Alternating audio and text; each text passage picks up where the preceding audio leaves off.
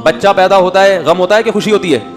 Family planning वालों को तो बहुत गम होता है कि 18वां पैदा हो गया। इससे पता चलता है इस्लाम औलाद की कसरत पे भी बहुत हरीस है। 18वां भी पैदा हो रहा है तो गम नहीं मनाना, बकरे काट के पब्लिक की दावत करनी है। और फैमिली प्लानिंग वालों को नींबू चटाना है, खुशी मनानी है। ये पेनल्टी नहीं है, अल्लाह की तरफ से खुशी है। वो तुम्हारा दस्तेबाजू बनेगा, वो तुम्हारी मईशत में तरक्की का जरिया और सबब बनेगा।